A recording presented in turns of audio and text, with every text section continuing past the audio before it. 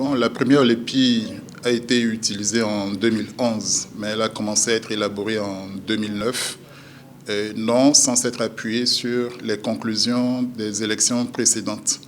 Et particulièrement, dès la fin des élections de 96-99, il était devenu évident qu'on ne pouvait plus continuer avec les listes manuelles telles qu'on les faisait, sans photo et sans identification sérieuse de l'électeur.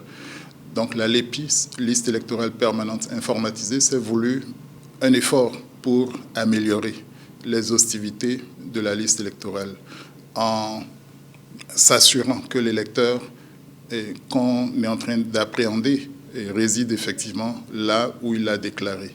Que le bureau de vote qui va servir n'est pas fictif, ne le sera pas, et encore moins les quartiers de ville ou village. La LEPI visait la transparence, et au moins dans l'établissement de la liste électorale.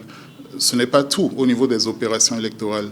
Mais comme on dit, la liste électorale est la pierre angulaire des élections. C'est quasiment 50% du processus. Quand c'est mal fait aussi à 50%. À l'arrivée, la LEPI n'a pas tenu complètement ses promesses en termes d'exhaustivité. Il y a eu des incompréhensions, il y a eu des mots d'ordre de boycott, il y a eu des gens qui n'ont pas été appréhendés parce que les agents n'ont pas fait avec conscience leur travail. On ne peut que désormais aller dans le sens des listes informatiques, d'où la dénomination ou la liste électorale informatisée, tout simplement, sans fétichisme, sans rien du tout. Ce n'est pas une boîte noire, mais on utilise aujourd'hui les moyens de l'informatique pour aller plus vite, pour faire mieux, et il faut l'espérer surtout, et pour davantage de transparence.